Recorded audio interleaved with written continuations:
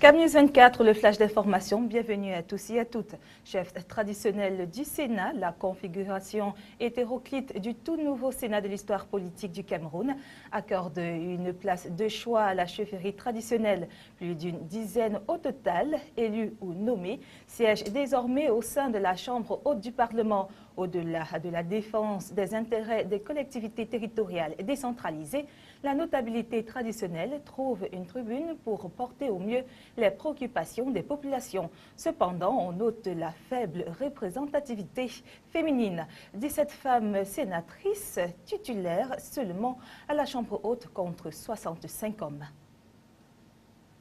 Transport, la toiture de l'aéroport international de Garoua rénovée. La cérémonie de réception de l'ouvrage a eu lieu ce mercredi 15 mai 2013 sous la présidence du ministre des Transports, le professeur Robert Nkili, qu'entouraient pour la circonstance les responsables des structures aéroportuaires et des activités et des autorités administratives locales, à la tête desquelles le gouverneur de la région du Nord, Otto Wilson Joseph. Les travaux de réhabilitation de l'aéroport international de Garoua, engagé en décembre 2012, consistait entre autres à la pose d'une nouvelle champarte métallique avec toutes les caractéristiques scientifiques de l'heure pour résister au feu, à la corrosion et à la vibration acoustique.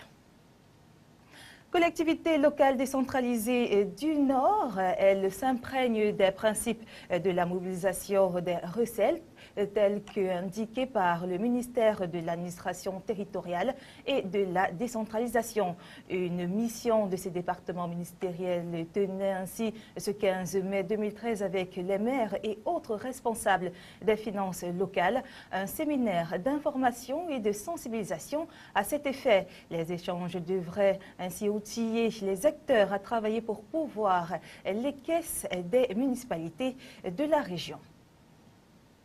Parlons à présent de finances locales. L'Est au pas de l'amélioration de la qualité de la dépense des collectivités territoriales décentralisées. Magistrats et receveurs municipaux, préfets et toute la classe du ministère des Finances de cette région prennent part actuellement au séminaire régional présidé par le gouverneur de l'Est. La rencontre avec pour but de sensibiliser davantage les membres des comités départementaux des finances locales du Soleil Levant. À présent, les séances de la page étrangère avec nos confrères de l'agence France Presse. Rencontre tendue pour François Hollande à Bruxelles. Le président doit défendre son projet économique devant les commissaires européens, un exercice difficile alors même que la France entre officiellement en récession. Avec un PIB en recul de 0,2% au premier trimestre, l'économie française est dans le rouge. Seule note positive, la Commission européenne accorde à la France un délai de 2 ans pour amener le déficit public sous la barre des 3%. À Bruxelles s'ouvre également la conférence des donateurs sur le Mali. Une centaine de pays et d'institutions internationales sont réunis pour aider le pays à se relever. Ils se sont engagés à verser près de 2 milliards d'euros, soit quasiment la moitié du montant du plan pour la relance du Mali présenté par les autorités maliennes. Principal contributeur, l'Union européenne, qui devrait fournir une aide de 520 millions d'euros. Les casseurs du Trocadéro devant la justice. 12 personnes sont jugées en comparution immédiate cet après-midi à Paris pour des violences commises lundi, en marge de la remise du trophée de champion de France au Paris Saint-Germain. Une vingtaine de personnes sont toujours en garde à vue. Répondant aux critiques de la droite, Jean-Marc Ayrault a renouvelé sa confiance au ministre de l'Intérieur Manuel Valls. Le footballeur Loïc Rémy placé en garde à vue. La police londonienne soupçonne l'attaquant français d'avoir participé au viol d'une femme de 34 ans.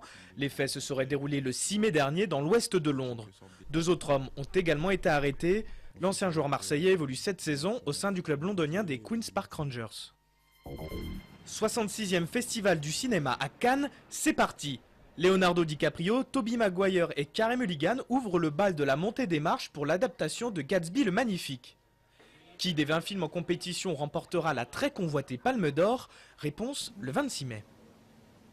Voilà, c'est tout pour cette autre session de l'information sur CAMnews 24.